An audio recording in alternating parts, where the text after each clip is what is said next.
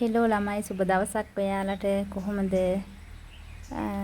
ළමයි මේ මාත් එක්ක ඉන්දියානු කරපිංච කඩන්න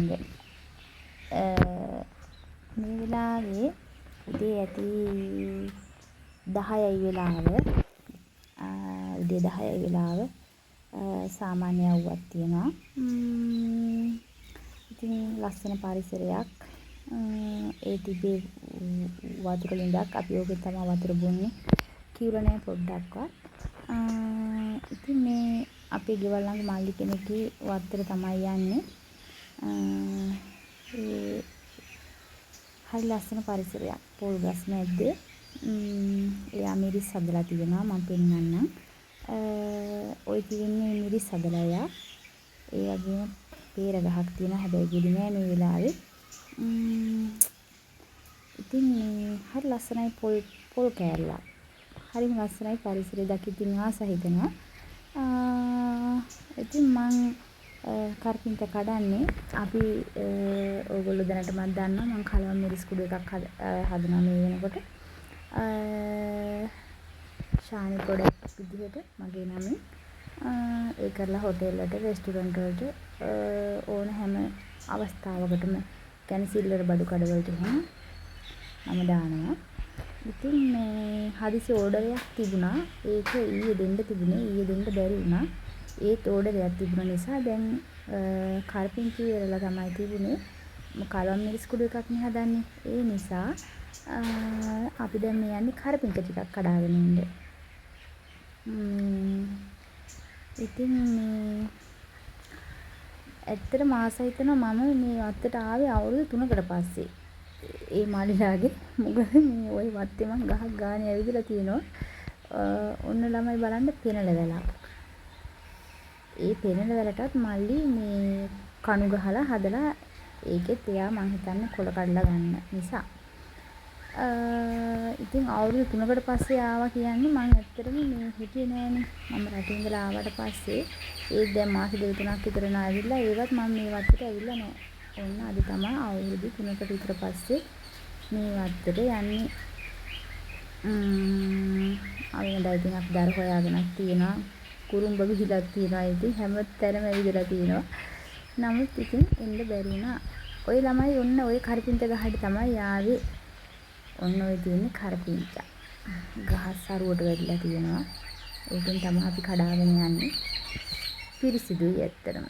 උසට ගහ ගිහිල්ලා තියෙනවා. ඉතින් ඒ ගහෙන් තමයි අපි කඩාගන්නේ කරපිංච. මොකද කලවම් මිරිස් කුඩු එකට අපි කරපිංච, රාම්ප, කරපිංච, සූදුරු, මහදුරු, කොත්තමල්ලි, කුරුඳු අපි ඒවා සේරම දාලා තමයි කලවම් මිරිස් කුඩු එකක් හදන්නේ. ඉතින් මේ වෙලාවේ කරපිංච ගහත් ලස්සනට තියෙනවා. මොකද මේ වෙහි කාලයක් වුණත් කරපිංච ගහ අර පණුව විදලා සවුත් වෙලා තිබුණේ නැහැ. මේ තියෙන තවත් මිරිස් හදපු තැනක් මල්ලිගේ මං හිතන්නේ මේක මාළු මිරිස් හරි හීම් මිරිස් හරි මොකද තාම හොයන්න නම් බෑ. ඒ කියන්නේ හීම් මිරිස්. ඔය තියෙන හීම් මිරිස් කරලා මම හිතුවේ මාළු මිරිස් කියලා. කොළ ලොකුවට තිබුණ නිසා. හරි ෂෝක් එකකින් ඇත්තටම. එයා වගා කරනවා මේ මල්ලි. එයා ආසයි ඒ වගාවට. මම හිතන්නේ එයා ආසාවෙන් කරන එකම දෙයක් තමයි වගා කරන එක. ඇත්තටම හොඳයි ඉතින්. එයාට හරියනවා ඒකත් මම හිතන්නේ. කියන්නේ ආසාවෙන් කරන දෙයක් තමයි වගා කිරීම. ඉතින් ඔය ළමයි මම තව කරපිංච කඩන ගමන් මහා ගොඩක් නම් දැන් කඩන්නේ පොඩ්ඩක් විතර තමයි අපි දැන් කඩාගන්නේ දැනට. ඉතින් මේ අවස්ථාවේ ඔන්න පැලයක් තියෙනවා දැන් ඔය කල්පනා කරන්නේ ඒකත් ගලව ගන්නවද කියලා. මොකද හදාගත්තාම හොඳයිනේ කාලයක් යනකොට ඕවා ලොකු වෙනවා. ඔන්න ගෙඩිත් තියෙනවා කරපිංච ගහේ. අපේ පුතා කියනවා ගොන් කරපිංචලු. ගොන් කරපිංචලු මේ ළමයි කරපිංච. ගෙඩි හැදිලා. කාලෙකදී ගෙඩි හැදෙනවා කියන්නේ කරපිංච ගස්වලත්. දැන් ඉතින් මට ඇති කරපිංච කඩාගත්තා. දැන් මං ඔය බලන්නේ පැලයක් ගලව ගන්න.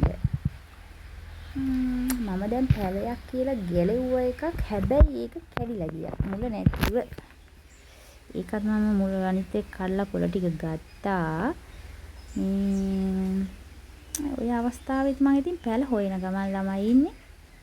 ඔන්න ආයෙත් අත්තක කරපිංචා ගොන් මොනවාද කරපිංචා ගෙඩි. දැන් මම පැලයක් ගලව ගත්තා. අන්න එහා අතේ තියෙන ගලව ගත්ත පැලේ. මෙහා අතේ තියෙන කඩාගත්තු කරපිංචා ටික. ඉතින් දැන් ඔය යන ගමන් තමයි ඉන්නේ.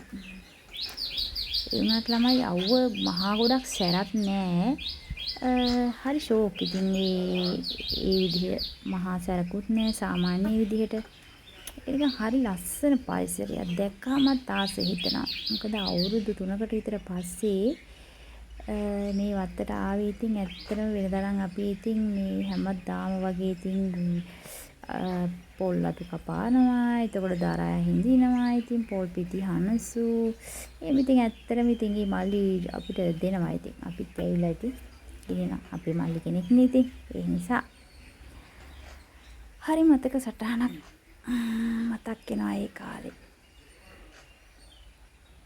ඔය දැන් ඉතින් අපි කරපිංච ටික කඩාගෙන ගෙදර එන ගමන් තාම මල්ලිලාගේ වත්තේ තමයි ඉන්නේ.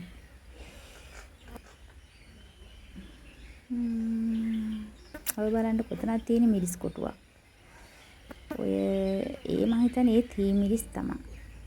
අන්න එහා පැත්තෙන් තියෙනවා මල්ලිගේ බෝංචි වගාව පොඩ්ඩක් විතර දැක්කනේ. බෝංචි මෑ කරලුයි හදලා. එයා ඒව හදපුවාම කඩවල වලට විකුණනවට වැඩිය අහල පහල අයට තමයි දෙන්නේ. ඇත්තටම එයා විකුණ ගන්නත් වැඩිය එයා හදන්නේ සාමාන්‍යයෙන් ගම්වල මිනිස්සුන්ට දෙනවා නිකම්. එයා මාර හොඳ ළමයෙක්. කියන්නේ සාමාන්‍යයෙන් එයා වියදම් කරලා වගා කරලා එහෙම දෙන්නේ නැහැනේ කට්ටියට. නමුත් මෙයාගේ තියෙන එකම ගතිය තමයි එයා ඒක විකුණලා මිලක් කරනවට වැඩිය අහල පහල අයට නිකන් දෙන එක. ඒ කියන්නේ ඉතින් එයා ඒක එයාගේ මනුස්සකම. එයා ඒ තරම් හොඳ ළමයි.